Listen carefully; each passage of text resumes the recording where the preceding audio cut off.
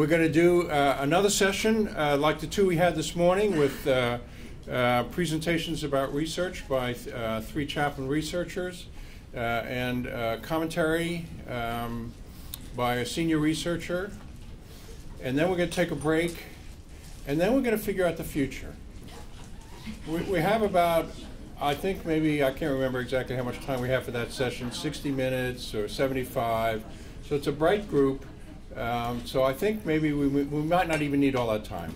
We're going to figure out we're going to figure out the future of chaplaincy research. And then if we do that well, we'll actually have a chance to have a beer or a glass of wine to celebrate it. So if you can stay, we'll wrap up a formal session, it's around 4:30, and we'll have wine and cheese and other refreshments, soft drinks and things like that. So we hope that the kind of good networking that you've begun with each other so far this morning, there'll be an opportunity to continue that this afternoon, and we're looking forward to that. Let me say that if you drove and you're in the hospital's parking garage and you would like to receive the clergy discount so that the parking doesn't cost $100, it only costs $8. Yeah, if you haven't received the clergy discount card, stop and see our colleagues who are at the book table, and they can give you that. And as you go out, so it's one of those things like all parking garages now, right? You really, before you kind of show up at the gate, you should have paid. There are the pay stations near the staircases and the entrances to the garage, and you can take care of that.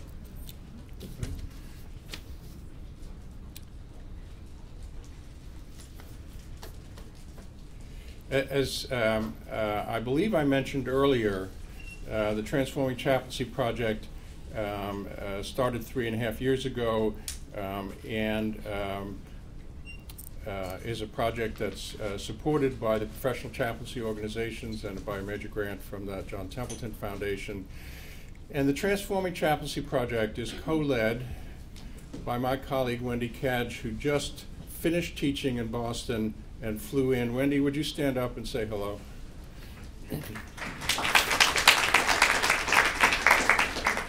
Wendy will be speaking to us later about some of the ways we're thinking about the future of the profession. But I do have to say that transforming chaplaincy is not an easy job, but when you have a colleague like Wendy to help you, it's really a breeze.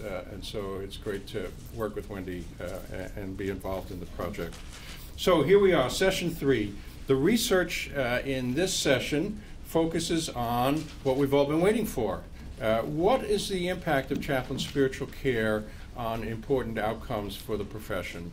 And so the three presentations that we will have, first is by Chaplain Beth Muehlhausen, who is a staff chaplain researcher. So do you hear that again? This is another one.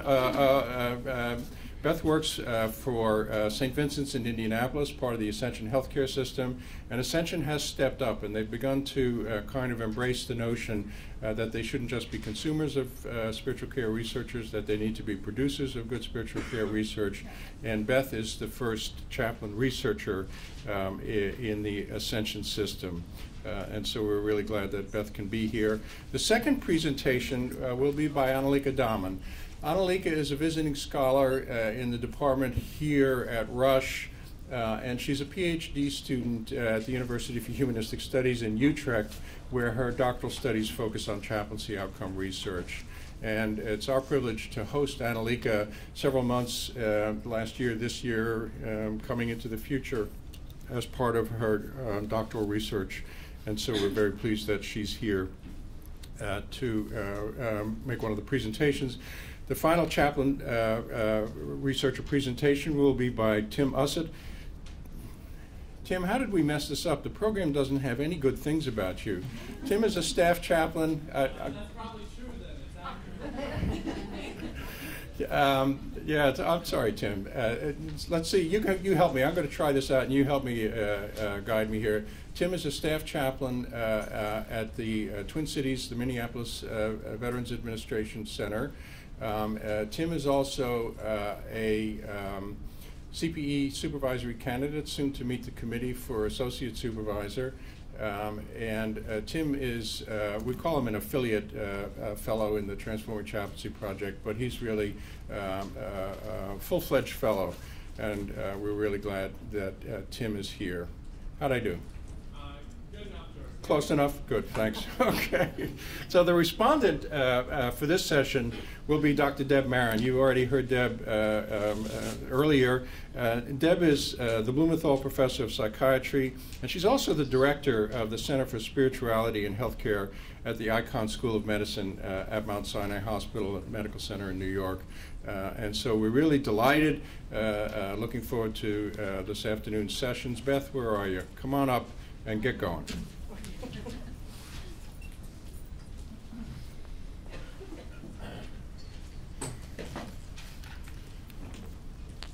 George is tall.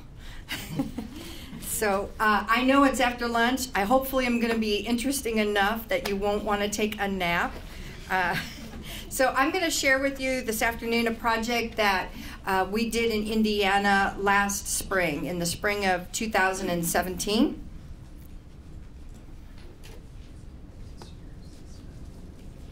How do I get this stuff forward? I was looking at, gotcha. Okay, so the reason we did this project was that the board for St. Vincent, Indiana, said to our director of spiritual care, we want to know the impact that chaplain services has. To which she said, well, you know, there's all kinds of research, and they said, we don't care about other hospital systems. We want to know what's going on in our hospital system. So she came to me and said, do you have any ideas?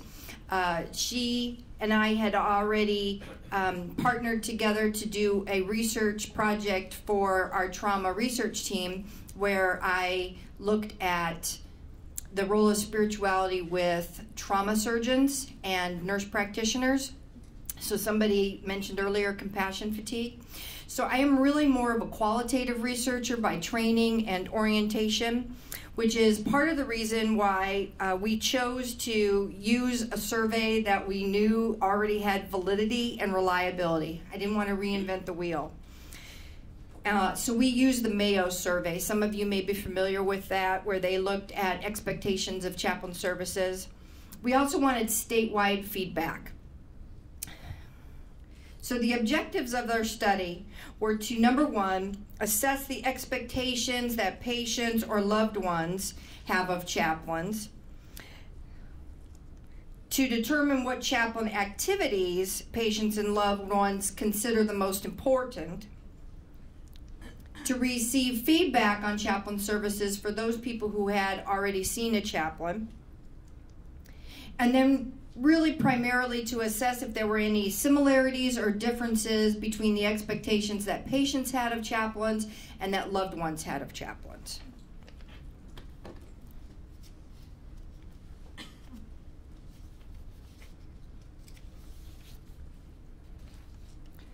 Some of the comparisons between the original Mayo study and ours, just so you have a perspective. Mayo mailed the survey 3 weeks post-discharge. In Indiana, we did in-person interviews while folks were in the hospital. So they were an inpatient or they were the loved one of an inpatient. Mayo only interviewed patients. We included patients and loved ones.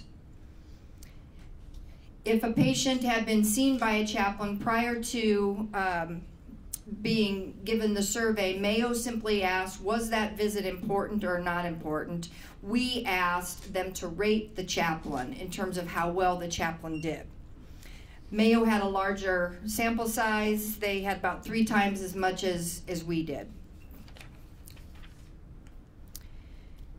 The target goals for how many surveys we wanted completed from different hospitals were done in conjunction with our spiritual care leadership team. Those included Indianapolis, which is a level 1 trauma center, as well as a level 2 in Evansville and a level 3 in Anderson, and then some smaller and specialty hospitals. Participants from the larger hospitals came from a mixture of units, including trauma patients. So we actually had about 10% of our overall sample size came from trauma patients or loved ones. We were very fortunate that I had support from department heads, and so we were able to hire some research assistants so that we could keep it clean, and the research assistants were not chaplains, so we had some medical students and a college student who went out and did the actual interviewing. The survey itself included questions related to demographics. Were people aware of chaplaincy services? Who do they want to initiate? Do they want to ask for a chaplain, or do they just expect us to come around? How often they want us to visit them? And then they were given 9 reasons for why somebody might want to see a chaplain, and then rated those in terms of what of those was most important to them. And then they rated the chaplain. So of those reasons for wanting to see a chaplain, these are the same ones that the Mayo used in their survey, with the addition that we added in number 8, which was to ask if people wanted assistance with advanced directives, because at least in our hospital, that's the chaplain's job, and that's a lot of reasons why we get in the room is because there's a nursing referral for us to ask about an advanced directive because there's none listed on the chart.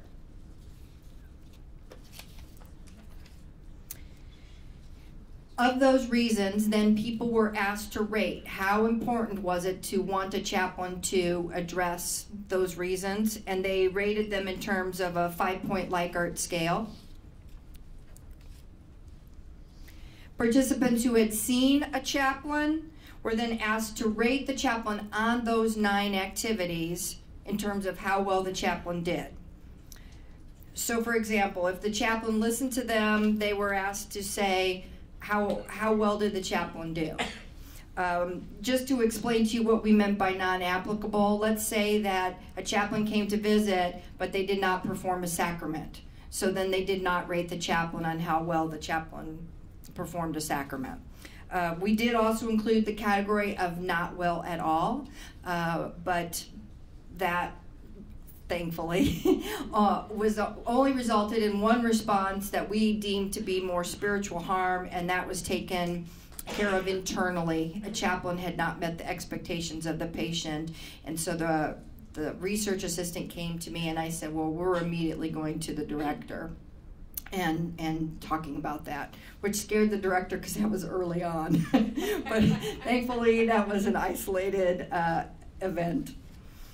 So next, we put all of the data into a software program, SPSS. If you're not familiar with that, it stores and keeps all the data, which was exceedingly helpful. And 2 of my research assistants had taken college classes on how to do that, so yippee skippy, they did it for me. Benefits of having help. Then I'm also very blessed to have a statistician at St. Vincent, Indiana, and he ran chi-square tests for me, and when needed, the Fisher's exact test. And then analysis was really focused on looking at the differences between patients and loved ones.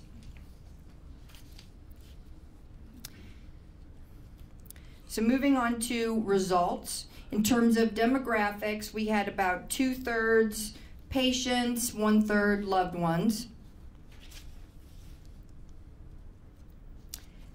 2/3 were male. I'm not sure if we did the colors and the divisions right, but I will tell you that we had about 69% of our respondents were over the age of 56. And of those, of the entire population, 17% of our sample size was over 75. And then the smallest numbers were adults between 18 and 35 and 36 and 55. Majority were married, 59% were married. In terms of religion, we had 84% who identified as Christian, 12 as the non, and 4% as other.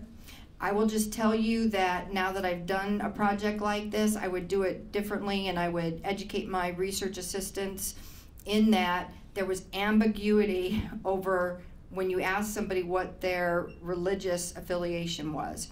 So in Indiana, we're not quite Alabama, but we are still in the Bible Belt. And I think that most of the time, if we ask the question, what's your religious affiliation? Patients or families would say maybe they didn't have any, but they're thinking of a denomination. They're not thinking of a different religion. So if you would ask follow-up questions, well, are you Christian? Are you Buddhist? Are you Jewish? Well, of course, I'm Christian. We're in Indiana. But I think there was some ambiguity about that one. So I'll just own that I learned from that experience.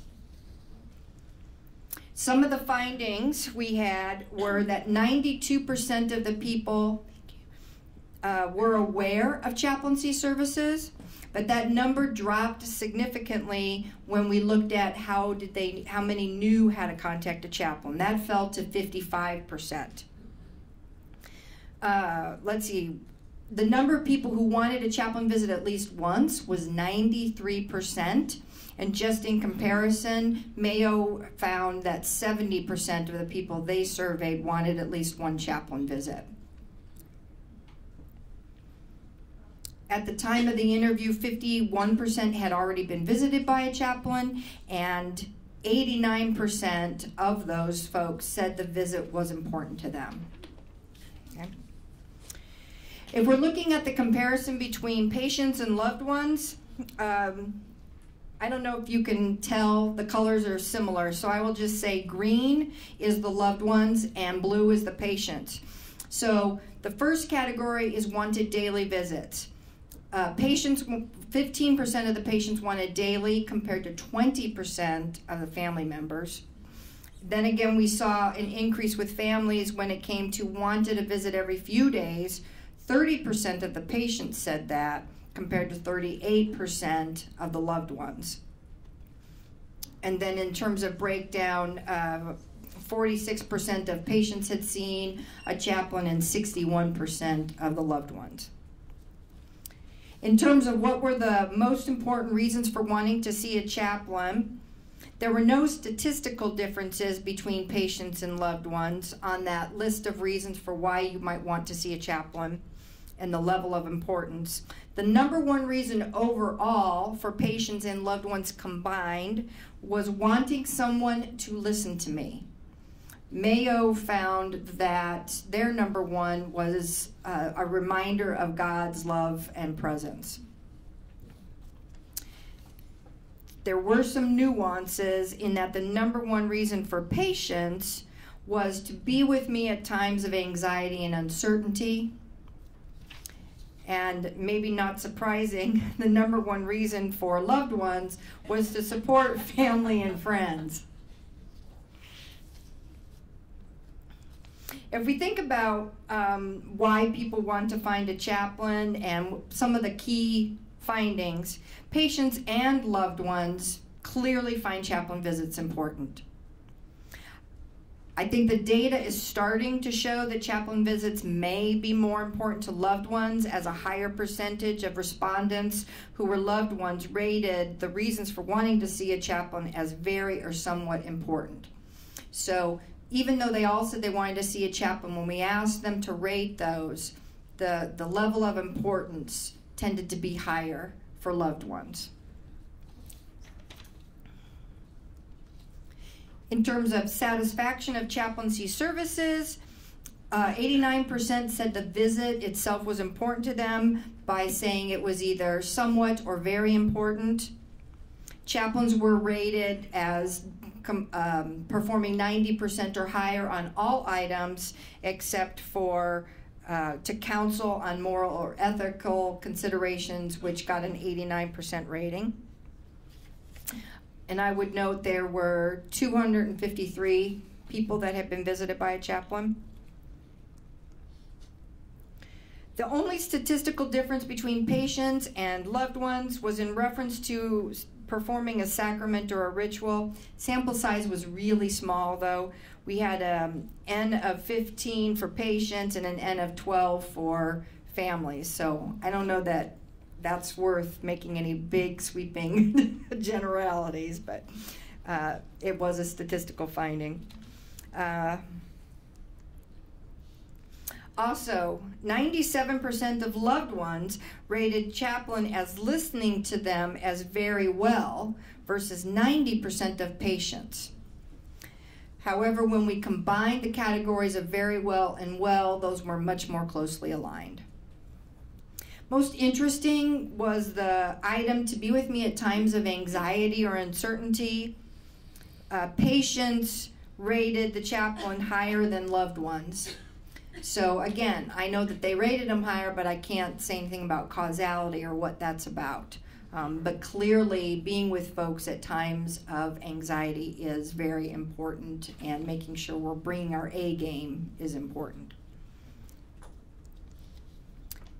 When we're thinking about predicting which persons would be most likely to want a chaplain visit, Christians who identified as being part of a specific denomination were in that category. Evangelical Protestants were 23 times more likely, thank you, to want a chaplain visit, and mainline Protestants were 12 times more.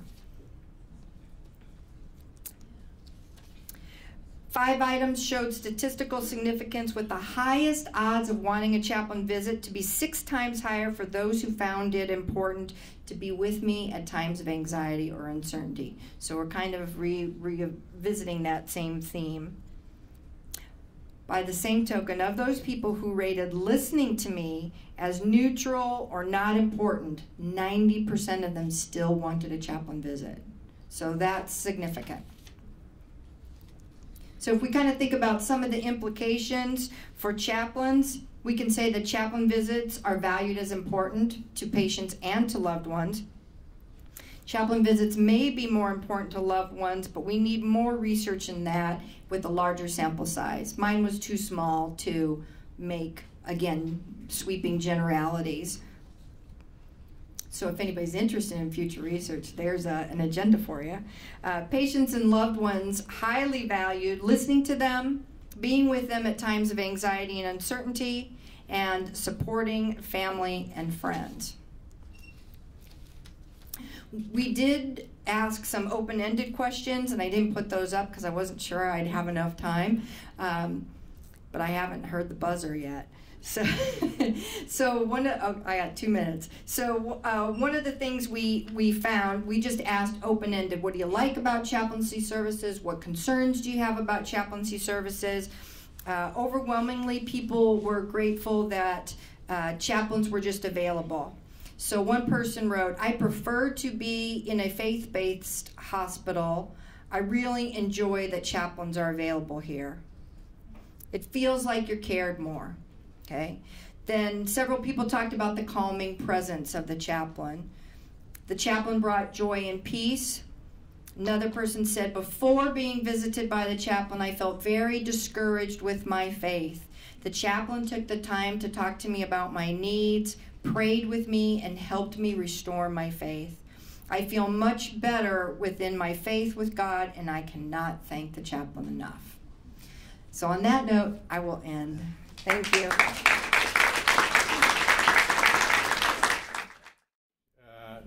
Friends, it's my pleasure to introduce you to Annelieke Damen, who's going to give our next presentation.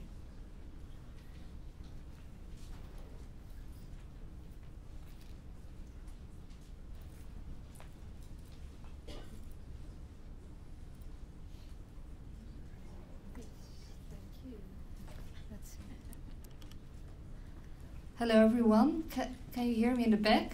I have a bit of soft voice because I have a cold, but this works. So in the coming 20 minutes I'm going to talk to you about the relationship between chaplain visits and patient satisfaction. And we did this study in the past months here at Rush. George came up with the idea and I did the analysis. And for this study, we used data that was already available. So that was really convenient because we could skip the process of getting the data ourselves. So we didn't file away the patient service, but we used it for better understanding of chaplain care. Oh. I use this, right? Oh, right, okay. Yeah, okay. So to tell you a little bit about the background of this study, so far there hasn't been much research into outcomes of chaplaincy.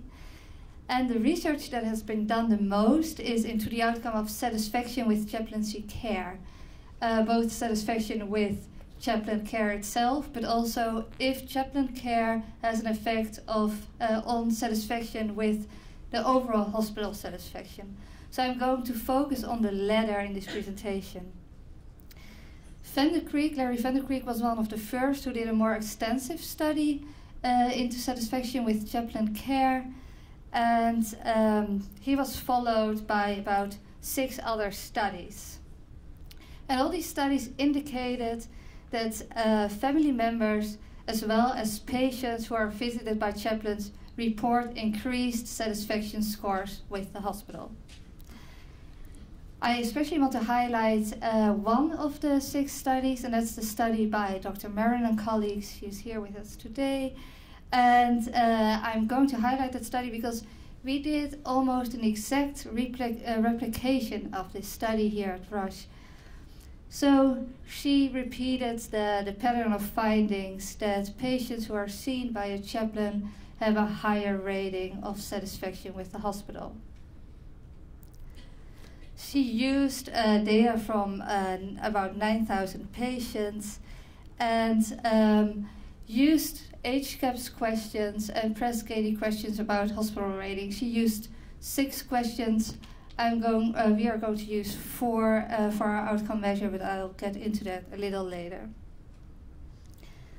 So, why could this be important for chaplains, this outcome? It's of course interesting to see our satisfaction scores, our patients, the family members satisfied with our care.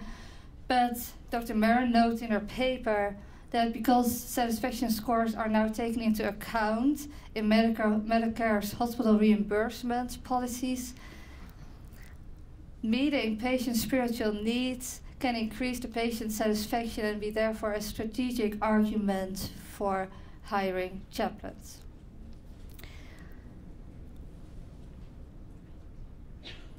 So these authors actually replicated the study with a bigger sample and found similar findings. So the aim of the present study is to examine the association between chaplain visits and patient satisfaction among patients who received care at Rush Hospital Center. And in addition, we wanted to examine 1 possible mediator and 4 possible modifiers of the chaplain care satisfaction association. So our study question read, do patients who receive chaplain care while in the hospital report higher levels of satisfaction with their care?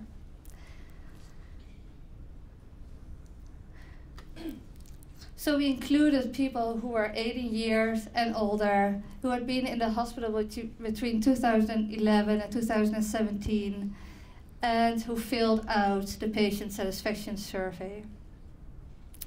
We used the 2 HCAPS questions, overall rating of the hospital, and if you would recommend the hospital to your family members or your friends. And we used the Press-Gady questions, the overall rating of care in the hospital, and the likelihood of recommending the hospital to others. And we used as a mediator to what extent the staff addressed the spiritual needs of the patients. And we couldn't use the 6th question that Dr. Marin used because it wasn't included in our survey. So we couldn't see if staff addressed spiritual needs. So to see which patients were visited by a chaplain, which were not, we connected the data in the medical record to the HCAPS questions. And we of course included other variables like patient characteristics, etc. We did our analysis in SPSS, did frequencies and the chi-square and t-test for the patient characteristics. And for the bivariate analysis, so for our 4 outcome measures about satisfaction, we used non-parametric tests because the scores were skewed. Most people rate the hospital quite high, in like 8, 9, or 10, so we didn't have a normal distribution. For our regression analysis, we used linear regression.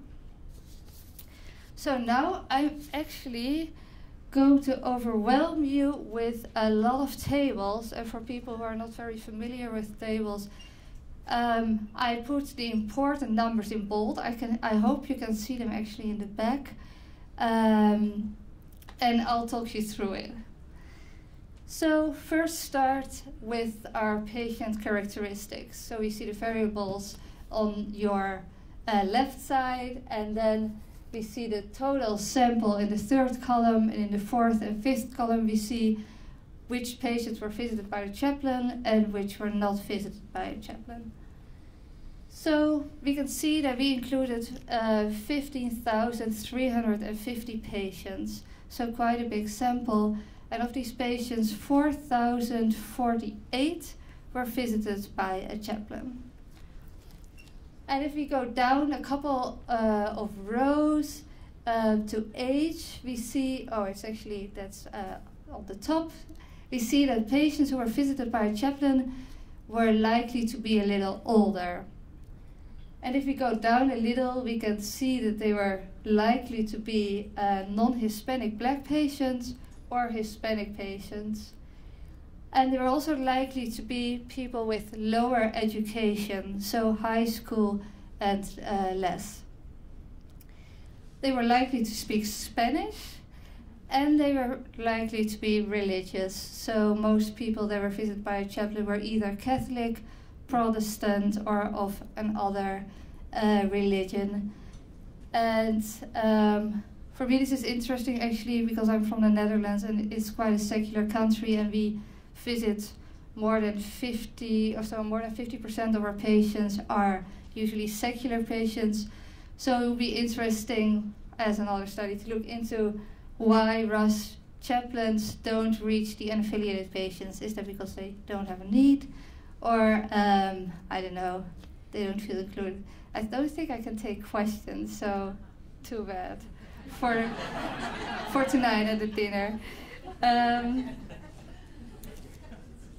So if we go to the second part of the table, we can see that patients who were visited by a chaplain were more likely to be sick. So they rated their health either poor, fair, or sometimes good. And they also rated their mental and emotional health as poor, fair, or sometimes good.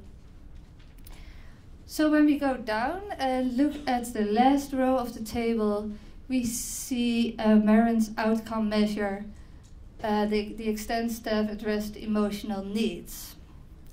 So I already told you we are going to use it as a mediator, but it's interesting to see what happened in Marin's study and what happened in our study. I don't think I told you a lot about what the results were from Marin's study, but in Marin's study you could see that the extent of staff that addressed emotional needs, the rating was higher for the people who were visited by a chaplain. And in our study you can see that the rating is lower. So people who were visited by a chaplain rated the extent that staff addressed emotional needs lower. So the inverse result.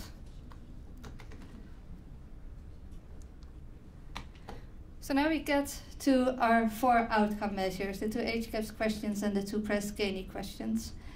And in Dr. Marin's study, we could see that patients who were visited by a chaplain rated the hospital and recommending the hospital to others higher. What we see in our study is that they rated the hospitals lower, and we see that on our 4 outcome measures.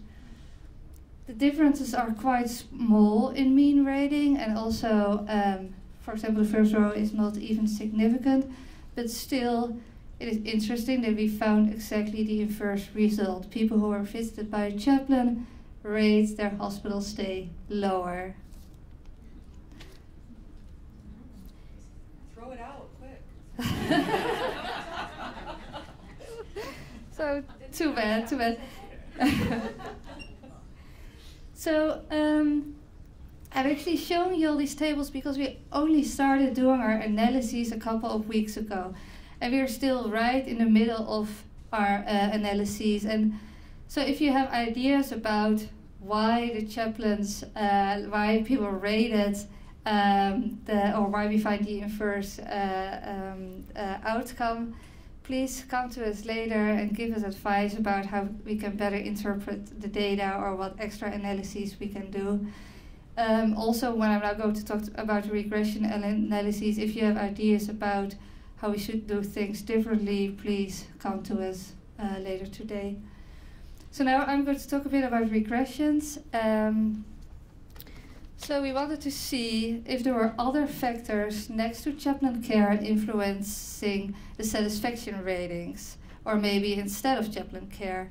So we performed a regression analysis, and we only did that for the first outcome measure, so the HCAHPS question about overall rating of the hospital.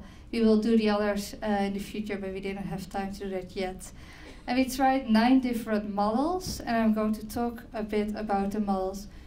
So when we look at the first model, we have included chaplain care, that's the upper row, and then we've included all the patient characteristics.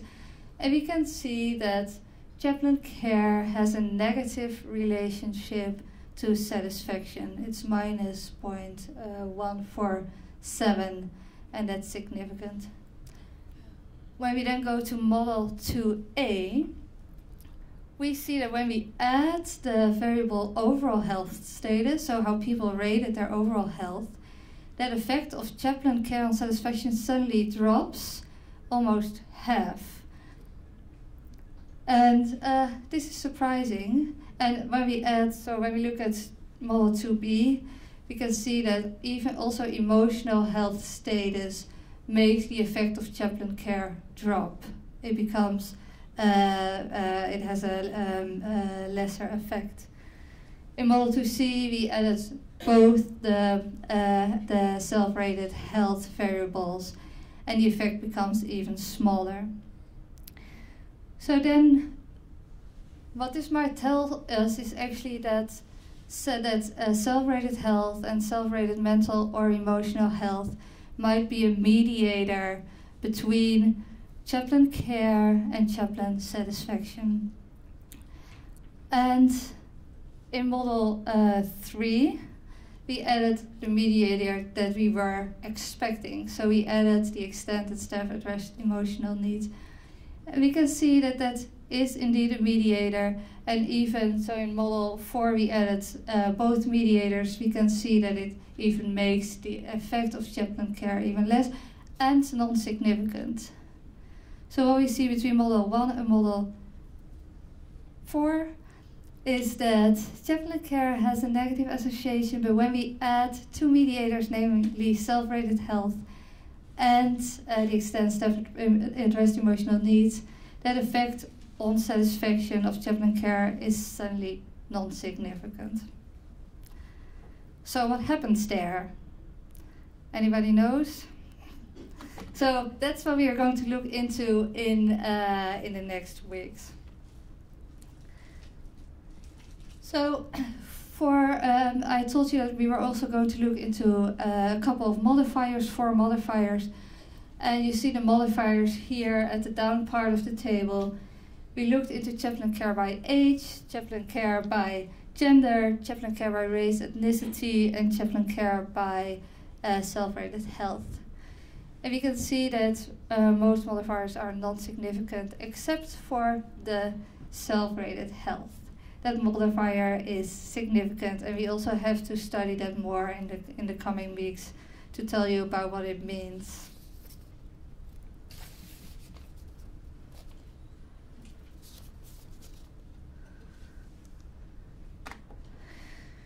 So to conclude, I put the scores of Marin next to our scores. And we can see again the inverse relationship.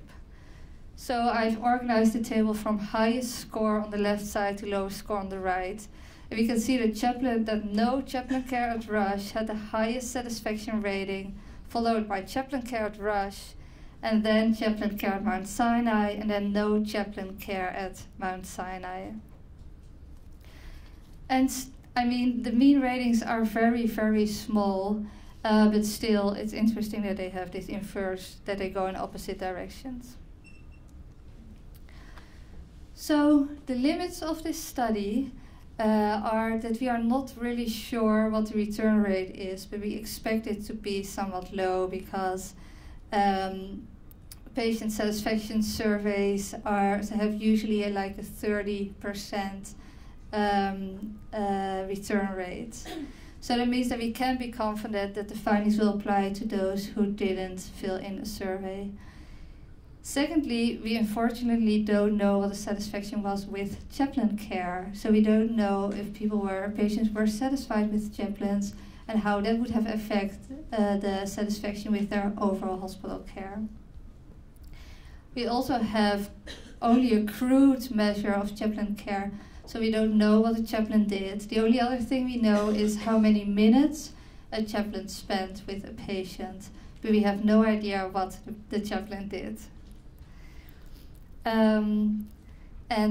Lastly, a big group of the patients we serve die in the hospital, and they are not included in this study because they don't fill out a satisfaction survey.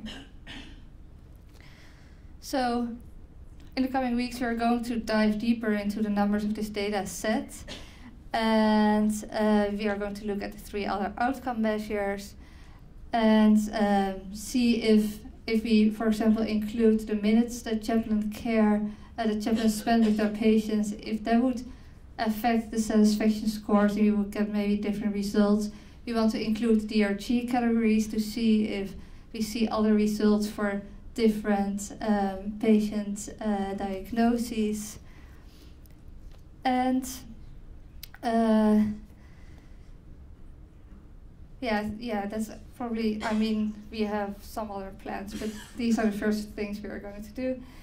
So for the future, for other studies, it will be interesting to not only look at the overall measure of the HCAP survey, but also to look at other measures in the HCAP survey, for example, pain control or caring behaviors, to see if chaplains have effect on these variables. And I hope a future study can include a question about satisfaction with chaplain care, so we can look at the pathway between satisfaction with overall rating and satisfaction of chaplain care. So our conclusion so far, our preliminary conclusion, is that we were unable to replicate the findings of Mount Sinai. Our study showed that chaplain care was related to lower satisfaction scores compared to the group that didn't have a chaplain, but the differences were very small and seemed to be mediated by self-rated health and by the extent staff addressed mental or emotional needs. So our findings suggest that the effect of that chaplains have on the global ratings of satisfaction might be quite small, and depending on the sample, positive, negative, or non-significant. So thank you for your attention.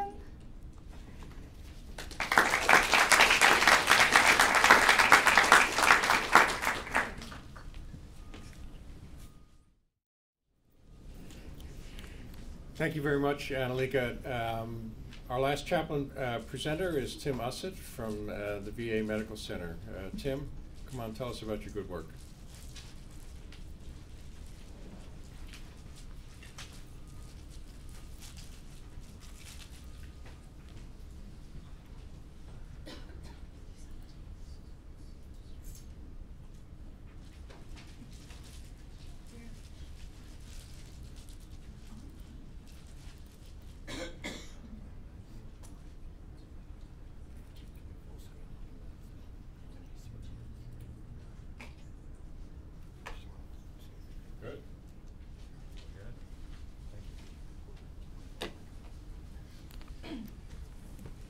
right, well, good afternoon, everyone. Can you hear me in the back?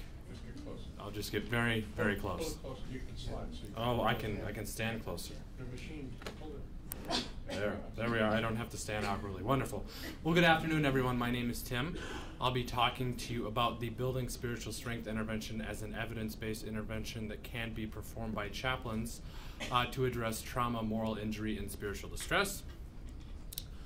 The psychologist who we can thank for this intervention is Dr. Irene Harris. She is here today, though she's not in the room right now, so say hello to her and thank her. She developed this over the course of a number of years, and I more or less accidentally stumbled into working with her about 4.5 years ago, and it's been a really great time ever since. Disclaimer, I'm a DOD and all sorts of employees, and these views are not any of those organizations or their mine, so don't get me in trouble, I guess is what that comes down to. The study was funded by the Bristol-Myers Squibb Foundation. So, before we talk about the intervention, we want to talk about what it is the intervention is addressing. And so I would say moral injury to a degree and spiritual distress to a degree is in a place similar to maybe post-traumatic stress disorder in the mid to late 70s. It didn't exist as a diagnostic category in the DSM until 1980, so we had a number of veterans who were experiencing flashbacks, other symptoms were related to what we would call PTSD now, being diagnosed with psychotic disorders or things like that, because we didn't have categories to really address what that was. And I think moral injury is in a somewhat similar place, and you'll hear a bit of that even as there's lots of good conversations happening about it with psychologists and other social scientists, and there's a lot of good conversations happening about moral injury in theological circles as well. And part of the problem with this conversation is some people don't even like the term moral injury. Some government officials don't like it because that could then lead to disability, which equals payment in VA terms. Injury also can be related to disability as in permanent. So though I use the term because that's a common term, some people, we would sometimes use spiritual distress or moral distress, or there's different terms we can use for it, so I just want to acknowledge there isn't necessarily clear agreement, and there's good reasons for people not agreeing with the different words that are used. But what it is we're describing, no matter what we call it, is more or less either witnessing, taking part of, finding out about events that challenge deeply held religious, moral, spiritual beliefs. That's, again, it depends on who you talk to.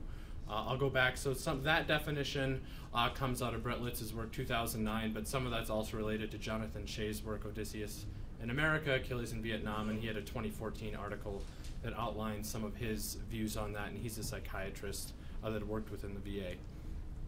There's some different dimensions of moral injury. Louder, please. Okay. Dimensions of moral injury. We don't have time to go into all of them, but there's different models. So some would say you were exposed to a potential morally injurious event, so you saw a child killed in combat, or you were sexually assaulted by a superior officer in the military. So that exposure to the event is what then brought on the symptoms. And we come at it from the perspective of a developmental model. So the moral level of psychospiritual development, looking at Fowler's stages of faith. So this moral context that you lived with when you were back home, before you went into combat, before you experienced trauma, was not adequate, or not adequate isn't the right term, but was different than maybe rules of engagement in a combat environment. So there you may have rules of engagement that say in certain situations it's okay to kill a child if they're an enemy combatant or being used by an enemy combatant. However, here stateside, there wouldn't be a moral context where we would say it was okay to kill a child. And where moral injury then comes from is the conflict of those different moral values or different moral contexts. We have different presentations of moral injury. That could, the internalizing style would be more of the shame, guilt, I did wrong, I'm unforgivable, things of that sort. Whereas the externalizing could show up as more oppositional behavior and be the result of maybe a betrayal from a superior officer or someone in a position of authority. One thing that's really important to note in our work, and this is where it gets weird with chaplains, is realistic guilt versus sense of guilt. And when we parse out these events and when we hold them up in the light of multiple moral contexts, we very rarely run across a person who we would say, well, you've done something wrong. So actually pursuing saying you should seek forgiveness from God or from yourself may actually be amplifying the harm. And it's not to say that you just tell them, oh, it's not your fault, it's not your fault. What is it? Not Finding Forrester, Tom Hanks, Robin Williams in that movie Good Will Hunting, there it came. So that sort of intervention is not necessarily what they need either. It just means it's more nuanced than that. So some signs of moral injury, loss of previously held spiritual beliefs. I won't read the list again for the sake of time, but you can see those up there. Already talked about circumstances that can precipitate moral injury. Again, it's the witnessing, doing, having done to you things that violate sincerely held moral religious beliefs. Already mentioned multiple moral contexts. Here's Fowler's stages of faith. So that's, again, the theoretical framework. For the sake of time, I'm not going to spend a lot of time with that, but if you're interested, Dr. Harris has an article published in 2015 where we kind of talk about that in more detail in Spirituality and Clinical Practice. So some of the consequences of moral injury, and this is where it gets really interesting because, again, it's a complex funding environment. So when you're looking at doing research in a federal setting around religion and spirituality and or something called moral injury, that can get contentious really quickly. But where it's really important is that there's a growing body of literature linking moral injury or potentially morally injurious events with more severe and prolonged courses of post-traumatic stress disorder, with increased risk of suicidal ideation or suicide attempts. And then there's, of course, all the different pieces of lost social support, lost faith community if they were a person of faith. So there's really some good reasons to look at this clinically, even within a federal setting. The other issue, and this is, I feel like I'm setting a really broad context, the other thing that we have to look at, as I mentioned earlier, we're in a place of similar to the late 70s with PTSD. So our current treatments in the VA, cognitive processing therapy and prolonged exposure therapy, while effective, aren't well accessed by a number of people that, specifically combat veterans, and those that do access those treatments will oftentimes drop out of treatment. So that's one problem. So we have a large population of people who either aren't accessing treatment or are dropping out of treatment. So then this is where building spiritual strength comes in, because the other problem with those models is that they aren't spiritually integrated models. So they don't necessarily take into account a participant's, or in this case a patient or veteran's, belief or meaning-making paradigm. So some of this we've already talked about, addressing spiritual components of PTSD. So this is where the intervention comes in. It's an 8-session intervention designed for 2 hours a week over the course of 8 weeks. And again, for the sake of time, I'll be very brief, but session 1 is a very typical first session of any group intervention. What are the ground rules of the group? What to expect in the group? And there's significant components related to storytelling and getting to know one another within the group in order to foster a sense of safety. Session 2 is where some of the meat and potatoes of the intervention comes in. And we use a modified empty chair technique to have participants share with the group whatever it is that is most distressing to them in their life in the form of a prayer, if they are a person of a faith tradition, or maybe as an out loud meditation if they're coming from a agnostic, atheist, or other faith tradition that might not use prayer terminology. And then from there, we have an intentional moment of silence, and then members of the group, starting with the facilitators, speak to them from the perspective of their higher power. And again, think of this in the context of we're looking at multiple moral contexts. We're trying to get this person, which I should have described as Fowler stages of faith, from a more rigid, literal view of their faith in the world to a more flexible view that can take in multiple perspectives. And that's what we're doing in this session real time, starting with the facilitator. And then from there, the other participants share that as well. Next up, we move into theodicy, which again we present multiple, not from a prescriptive perspective, but multiple theodicies, again to give them more context to make meaning of the events or the traumatic events that they've experienced.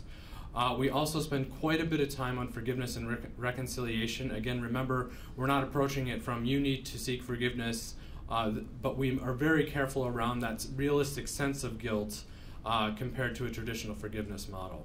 So I'm being told I have 10 minutes left. We're doing quite well. And that's usually a very lively session. I'm not sounding very lively right now. I have an 11-month-old at home, so last night was my first night of sleep in a long time. But all that to say, people get really interested in that. Again, we're in a federal context, and we're talking about different religions and beliefs from a non-prescriptive way that's welcoming of different perspectives. And that's a really cool thing to do, in my opinion. Session 5, we look at, we can use terms like positive and negative religious coping. So we don't really harp on them too much if they're engaging in negative religious coping, but we try to name those. Usually the analogy I have is, if you're using these styles of coping, these styles of prayer, maybe an indication that your engine is overheating. I mean, literally, I mean, it's just kind of trying to be I don't want to stigmatize them further and say, not only are you not doing well, your coping mechanisms are terrible and it's making it worse. I mean, that typically people don't find that very helpful. And then already talked forgiveness, reconciliation. It's always good to differentiate that, because when we look at religious education for those that come from many religious contexts, forgiveness is often talked about, at least within Christianity, as a light switch.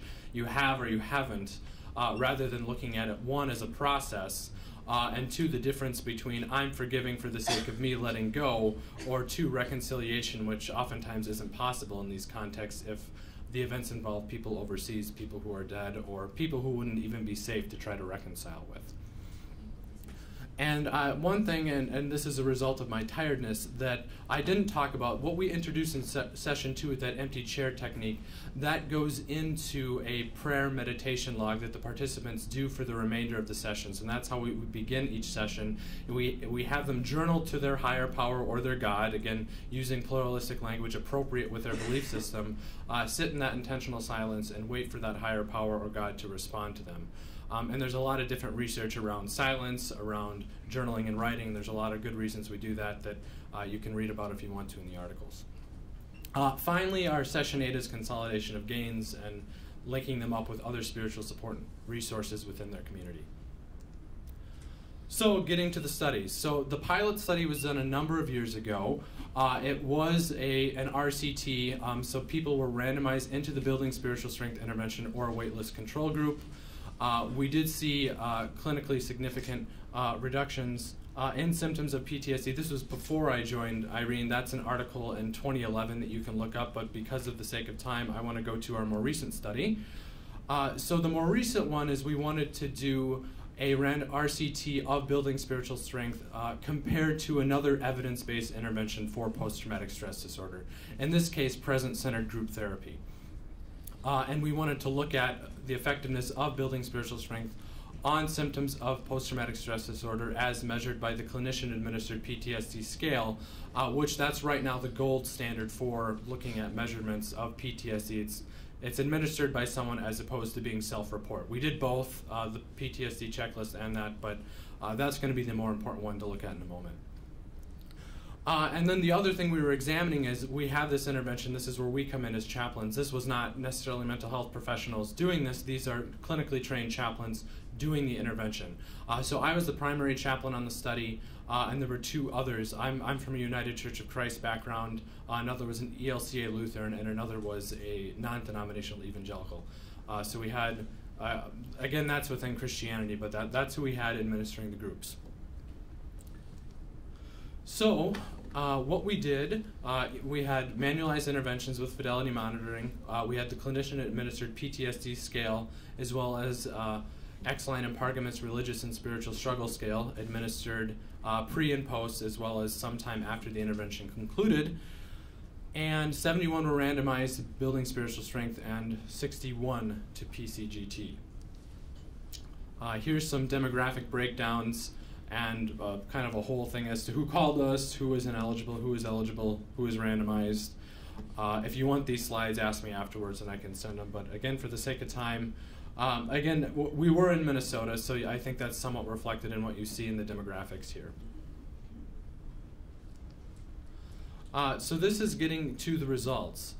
So we saw that present-centered group therapy and building spiritual strength were both effective at reducing clinical, or I should say clinically significant reductions of symptoms of PTSD.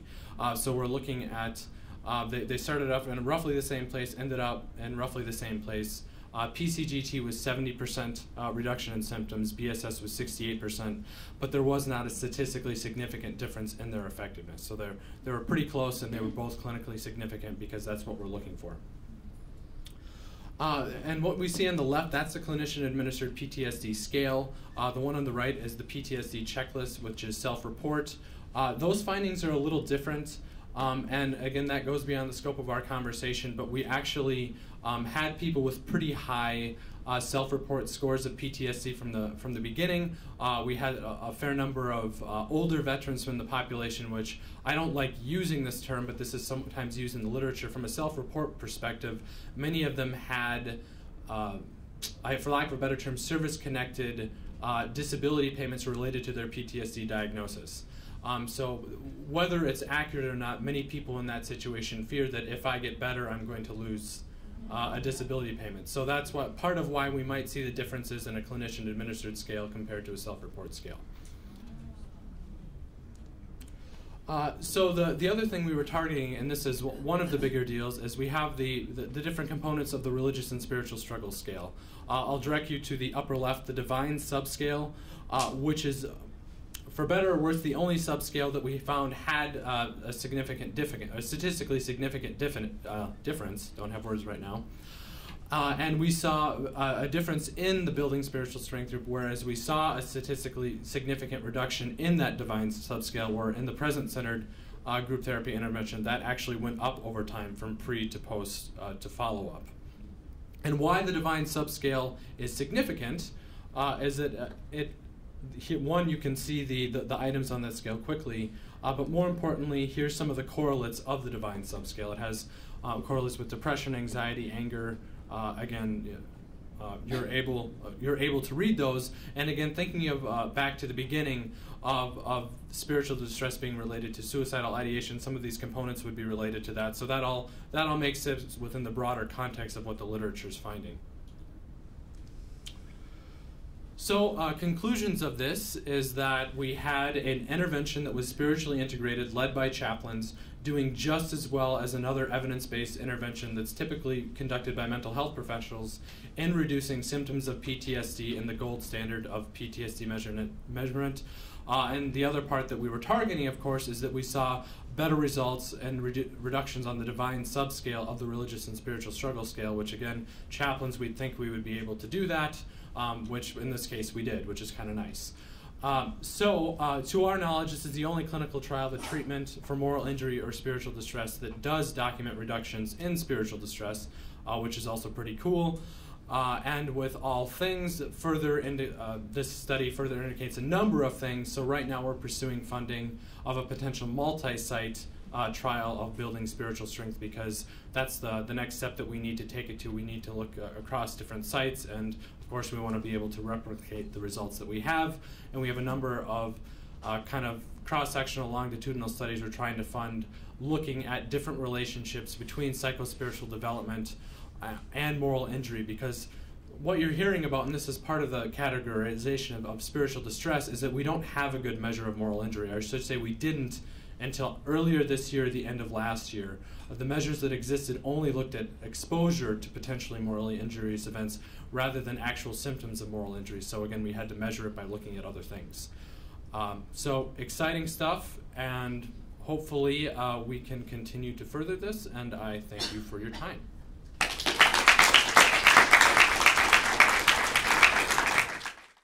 was great. Thank you so much. Our pleasure to welcome Deb Marin to come on up and offer some commentary. Good afternoon, everybody. Can you hear me okay? Yes. Okay, great. First of all, thanks to George and Wendy, and with Andrew's help for my being here. Von Sharma's with me here as well, and he actually worked on both studies with me about patient satisfaction. I think in terms of the larger context, I am a physician, and I have been a researcher since 1983, when the chair of my department agreed to have me as one of his medical students, starting research in schizophrenia, then it was in Alzheimer's disease, And then I was a lot involved in performance improvement in the hospital. And I bring that up because when I inherited the chaplaincy of one hospital, which was Mount Sinai Hospital in 2008, we had 1.75 FTEs of a chaplain, and when I learned what they did, I dropped my jaw. No data, no notes, nothing. I'm like tearing my hair out.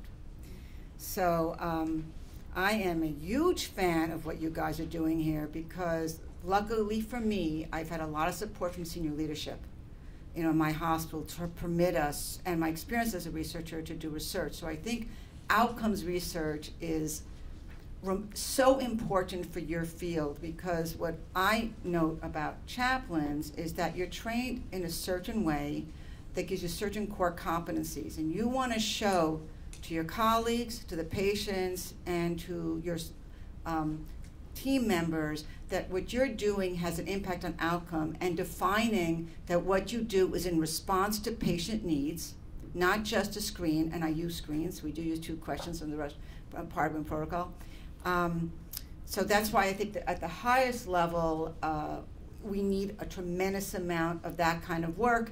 It not only, I think, will affect senior leadership's views of you, your peers' view of you, knowing what you're doing is affecting patients. It may lead to reimbursement changes. It also has a lot to do with that we are publicly rated hospitals. There are over almost 6,000 Medicare hospitals, and things like HCAHPS do matter. There are Medicare dollars related to that. So that being said, I think that's important. I also want to say one other thing. Chaplaincy, in my view, is around 1980 right now. In 1979, we had something called DSM-2, which was not field tested. Being a homosexual is considered an illness. I mean, I can go on. Then came 1980, when something called the DSM-3 started. It was the first codification of illnesses that had some value. Then came DSM-4 in the early 90s, where there were field trials. So I think you're now at a point where you're doing kind of field trials. You're trying things out, and you're figuring out what needs to be done to get the profession to a place where you have your niche, and you may also be involved in other things. I think like the BSS treatment is an example of that. So I just want to say that. And medicine in general really was a cottage industry until the 21st century. Doctors did what they wanted to do until the government said, "Whoa, wake up, guys, smell the hummus. You are going to be rated, publicly aware, that people are going to know how you do. Are you doing quality work?" And I think that's something else that we have to consider in this field. So that's the overarching view. Great presentations, very important research. Let me start with you, Beth, actually. I just took some notes down. Okay. All good. Okay. Good. 1 second, please. Just scrolling up. Okay.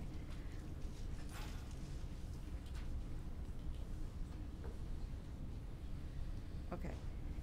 So what I really liked about your work was the fact that I know from our hospital and from earlier work done, about 50% of the work is done actually with family members for several reasons, with or without the patient. So knowing what loved ones want is important. Now, the issue is in documenting this in the chart, because you don't have a note for a loved one. You have a note for a patient, but you have to note that you're working with a loved one with or without the patient, which we focus a lot on, by the way. I also think it's important because your model is saying something. I'm a big believer in screens, and we are actually testing Fischette and King's screen about the 2 questions, the sensitive specificity for screening for religious and spiritual struggle. But what you're looking at is maybe there are things that families want that are not necessarily related to struggle, but are related to they need help.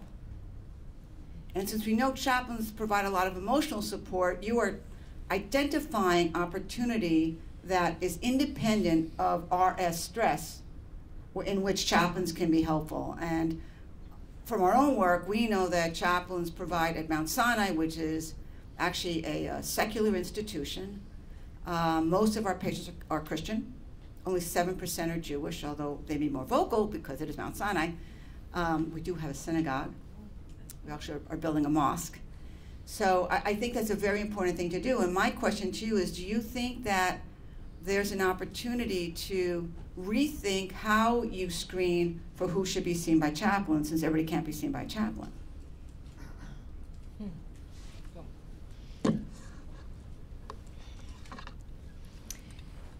So I think that's a very good question. I will say that within our hospital system, because Indianapolis is a level 1 trauma hospital, that whoever is the on-call chaplain, so even during the weekdays when there's several of us on hospital grounds, somebody carries that pager. And we automatically get paged if there's a level 1 trauma.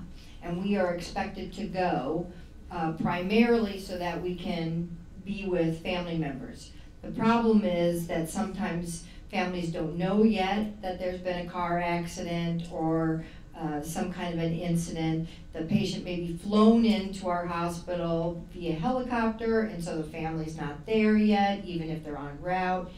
So the importance of really following up with those family members becomes vital when they do hit the ground and when they do come.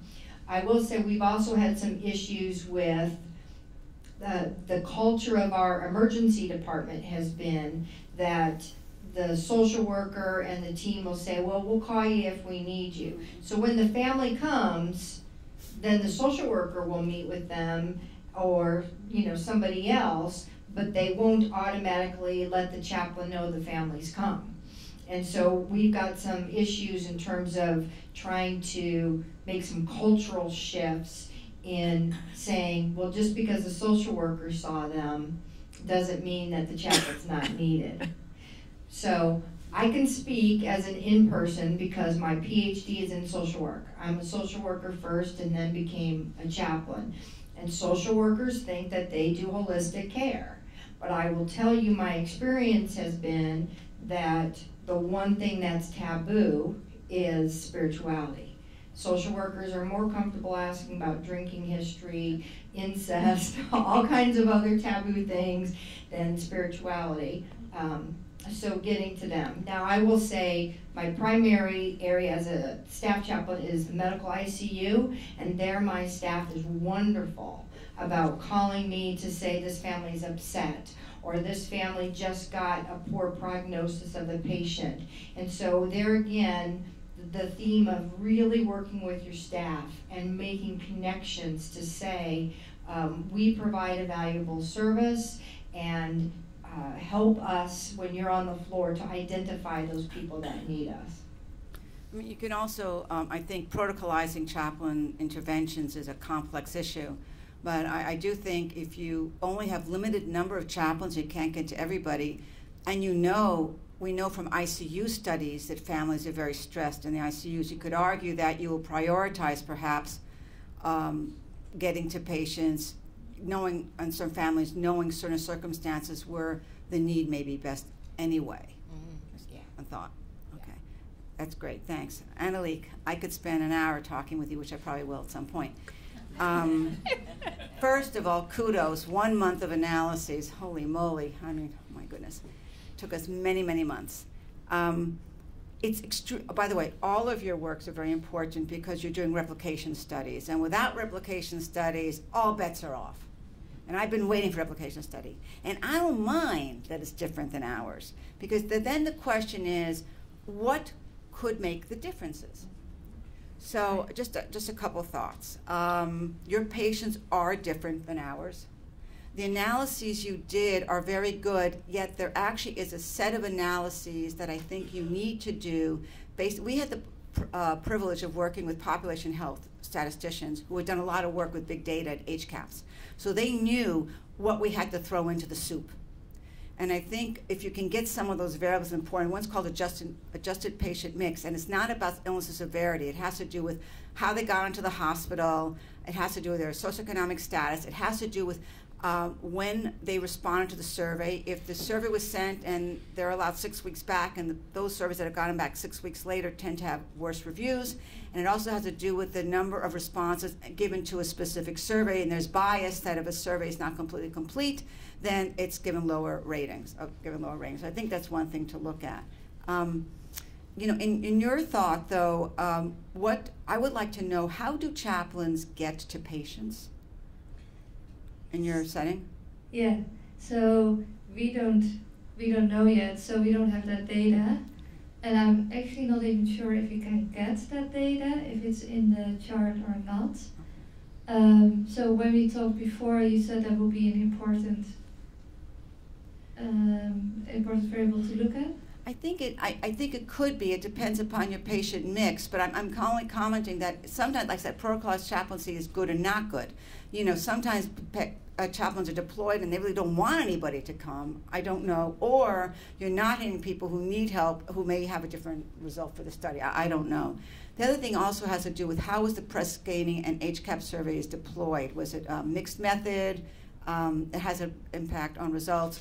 And was it different for the different chaplains versus not chaplain visited?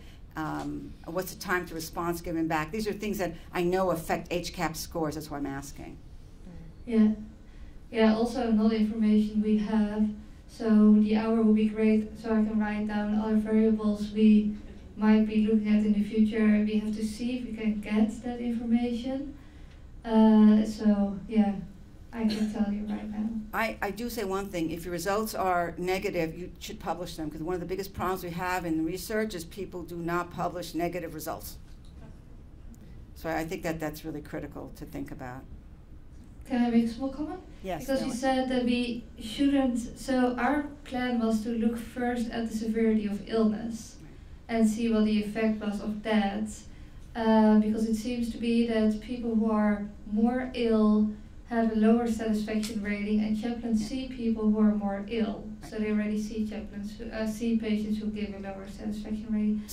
So why are you advising to maybe not start with that? I advise you only based upon the HCAPS research. There's a particular paper by Elliott that we allude to, who's an expert on HCAPS on modifiers. So I would actually not, you can go ahead and do that, but I think the short answer would be I highly recommend you use his model, to look at the outcome, because then the differences in results can also be due to difference in the way they're found. So I would, if you find the same finding, but you use the way we did it, which we didn't choose to do, was based upon what our pop health people said, I think it will give more ability to compare and contrast the studies. That's why. Right. Okay, thank you. Tim, what you're talking about is highly complex. I only have 3 minutes left. Can I get 5 minutes? Is that okay? 2.5 minutes? 2, okay. I want to say one thing. This moral injury and PTSD thing, as you said, is a very complex thing, because the new DSM-5 criteria for PTSD, do you use DSM-5 or 4, by the way?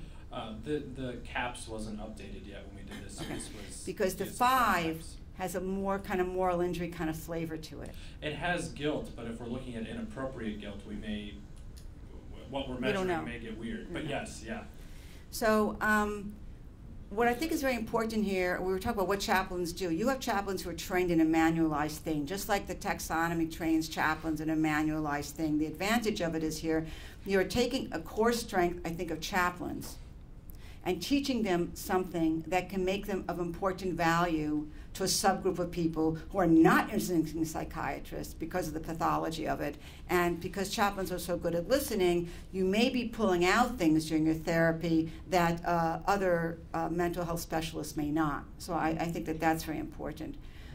What do you see, though, as the next steps of perhaps not using PTSD, but in other people who may have moral injury based upon having done bad things in life, and the use of this intervention for them? Well, the caveat is we looked at veterans with, well, not always combat trauma. So the part of the problem is the money for moral injury right now is in combat veterans. Got it. And the measures for moral injury use combat language. So they're not even that great at catching like military sexual trauma. I think maybe a more common term in the civilian world would be moral distress, which we'll see in healthcare providers or other things, and it would be great to see those maybe merge. For me, my personal bias, so much of veterans' experience is that they're different, and I personally don't believe that. I think they're just human like the rest of us with different circumstances, and we need empirical data to do that, but my assumption would be that there might be some similarities in what we call moral injury in a combat population compared to maybe moral distress in a civilian population. I think that's true. One caveat, veterans who seek care at the VA are not necessarily veterans in general. And because we've had results showing that veterans in a national sample of veterans who are not VA seekers, they look a little different. So it may be that this is great for your group. Veterans who are in the VA tend to be more disenfranchised, poor, less educated. So maybe more religious is possible. So I think that's something that one can think about as well. Yeah, definitely differences for sure in who accesses VA care and who doesn't. Thank you, Deb. So anyone with comments or questions want to come up to the mic? Dave, introduce yourself, yeah? Yes, is it on? Yeah. Okay. My name is David McCurdy. I worked as a Get close to it. It is uncomfortable. My name is David McCurdy. Better? Okay. Yes. I worked as an ethicist and a chaplain, and currently teaching ethics in healthcare at Elmhurst College. And my question really is for Beth. I'm trying to figure out how to think about one aspect of your study, and I may even have heard you wrong about it, but it sounded as if you were able to identify in the study chaplains individually who were being assessed or evaluated by their patients. Is that correct? No. So I couldn't say, Susie was the chaplain that somebody rated, if that's what you're asking. No, okay. But the one case where there was somebody who maybe it was involved with spiritual harm, you were able to identify that person? Yes, I had to dig more, so I made sure that we had permission from the patient to kind of take it out of the research context and send it up the chain of command, so to speak, because I didn't want to violate the trust. But then I had to let my director be the one to dig to try and see who was the chaplain that saw that person, and so that I'm not even the one that dug in the chart. So that my director did that to keep it clean from a personnel point of view. But usually we just said, have you seen a chaplain or not? So we couldn't necessarily say that, tell who did even by unit, because we have chaplain residents, we have chaplain interns, and so, did you have a specific question, or does that answer it? So that, I guess it still leaves me wondering a little bit, maybe as a general principle in these kinds of studies, if it's not only the question about the confidentiality of your patients and families who are subjects, but maybe also in some way, if chaplains themselves may possibly become sort of, the focus of quality improvement about a specific employee. How to think about that? I mean, I'd have some ethical concern about a study that identifies people in that way. It's more of a quality improvement project or more, and I'm not sure how to think about that ability to identify participants in the study in that way, even though they're not the patient or the family. Does that make sense? Yeah, but I guess I would also argue if a chaplain behaved in a way that created spiritual harm, then we all want to learn from that. So my supervisor or the director of the department took the stance not in being punitive, but saying, how can we learn from this? Where was the disconnect? And so I think that was the appropriate response, to not say, hey, you didn't do a good job and we got this bad review, but to say, hey, there was a glitch in what the patient was wanting and the expectation in what you offered. And so how can we sharpen our saw professionally? And that's all understandable and defensible. And I still am left with kind of that qualm of okay. people That's, could feel yeah. exposed and vulnerable from the study being done if they could if their name somehow can get associated with the rating. Yeah. You haven't had a chance to introduce yourself, have you?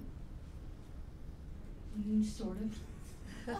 Hi, I'm Kelsey White. I'm one of the research fellows in cohort 1. I'm also a PhD student at University of Louisville. And people should also know that Kelsey's... And you should buy the reader. Right. That Kelsey is a co-editor of the Research Reader, and she'd be glad to autograph it for you. George would too. So my question is actually for Dr. Marin and Annelieke.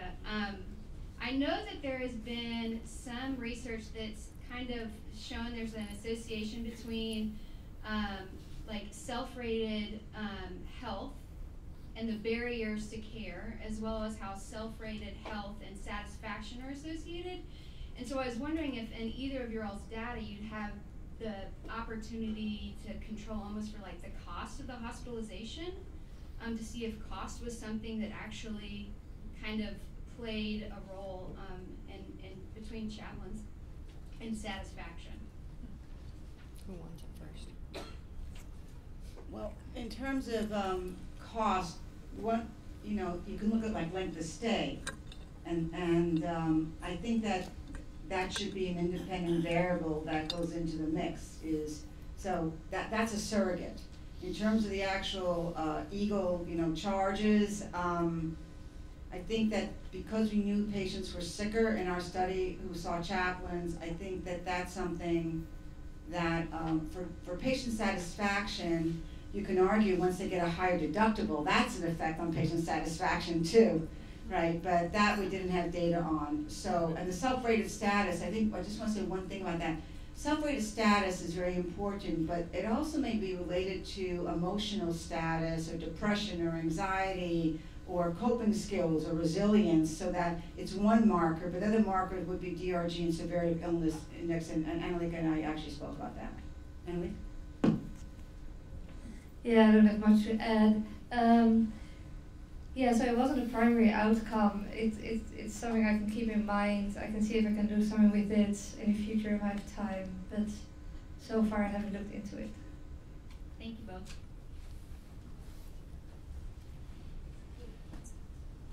No, please. I'm Paracleta Ambridge. I'm a ACPE certified educator. Paracleta, you have to get very close to the microphone. I'm Paracleta Ambridge, a certified educator for ACPE. And I have a question for Annelieke, Damen. I just wondered, to me, the match was a little bit off in terms of the statistics used for whether the patient had liked their experience or not. But then to go to the EMR, whether they were visited by a chaplain, I can see the connection. Because they very may well had a good experience, had nothing to do with the chaplain, and they may have had a not so good experience in general, but like the chaplain visit. So to me that was sort of abstract. Can you explain that? So I actually missed the first part of what you were saying, but I think you were asking why we connect the EMR data to the HCAPS questions and Press-Ganey questions. It'd be different if those original studies also had, did they have a chaplain visit? So I don't know how that got tied into that. Right. Now I got the question right? I can't hear you badly from here. Yeah, I just so we wanted to compare two groups. So we wanted to see, so everybody that gets a survey gives a rating to the hospital.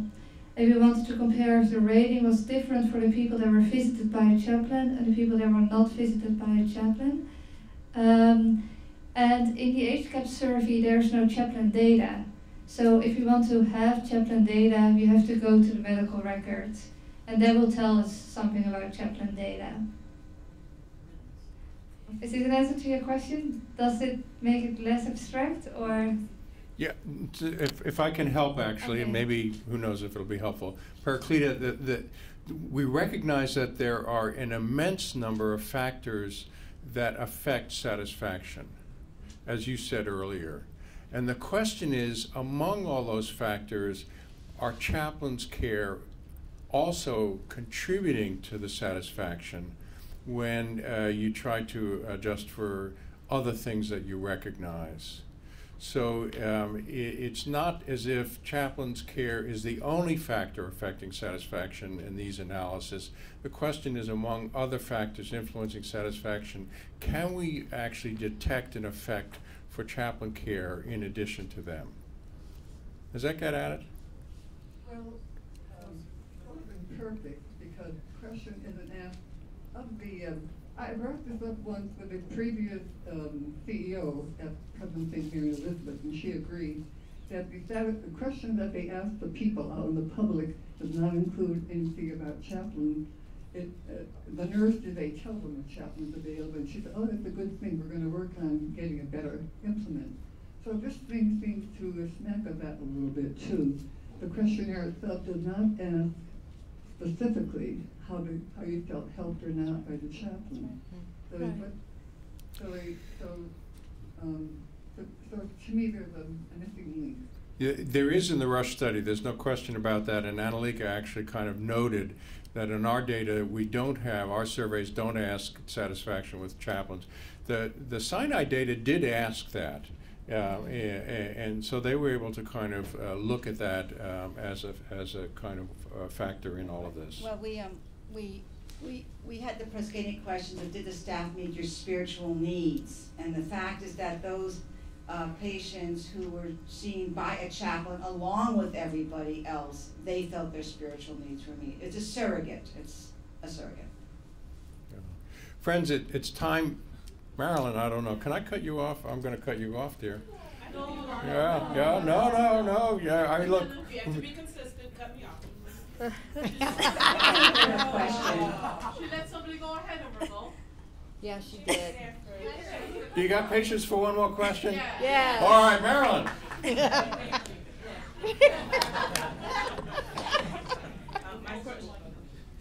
My question is really, I guess, toward Deb. You said we need to protocolize chaplaincy, right? And so as we transitioned into the next session, I started thinking, so what would that look like?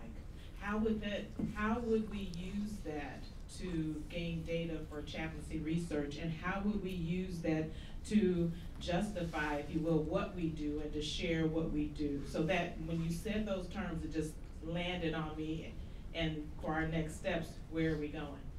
So there's protocolized and there's manualized, and they are similar and not always the same. So for example, when I was talking about protocol and hospital protocols, often it's chaplains always get called as a death, or when there's a trauma, or when there's field demise, or something like that. What I'm talking about is using interventions or methods, what do you want to talk, that are standardized so that we know that we're doing, the chaplain A and chaplain B are doing the same thing. We also don't need a standard diagnosis, which is one other thing you guys got to figure out, in order that you can pick the right manualized or protocolized intervention to meet the diagnosis. I mean, Puchalski has some examples of diagnosis, the palliative care thing. I just think it's important because unless you do that, it's extremely hard to compare one place against another, one chaplain against another, one outcome against another. It's like there's no best practice yet in your field. There are plenty of not good practices in medicine too, but in psychiatry, for example, best practice is you use an instrument to assess severity of depression or presence of PTSD. You use instrument to see whether or not their symptoms got better or worse. In surgery, was there a post-op infection? So that's what I think you're getting at. I think the taxonomy and the BSS are examples, you know, of that. It's like it's version 1.2 right now. And that's what I think is. I know chaplains have issues with this. I understand you guys listen, but you can listen to other things too. It's a good thing. Thank you. So, friends, you great presentations. Really appreciate that. We're going to take a 15, 20-minute break. As I said earlier, when we come back, we're going to figure out the future of all of this research as we've just been discussing. Before we actually start moving, I want to introduce two special guests. Christy, would you stand up? Christy Tangney is the Associate Dean for Research in our College of Health Sciences. She's been a big fan and supporter, and we really appreciate all your support, and you're glad you could join us for a little bit, Christy. And Francis, did Francis step out in the hall? Right, so he's not here anymore. So Francis Fulham was here for a few minutes. Francis is a senior consultant in our planning department, and Francis has been the champion of kind of saying to me for years, he said, we got this satisfaction data just like the Sinai people did, you know, let's replicate that study. And so we appreciate Francis's support.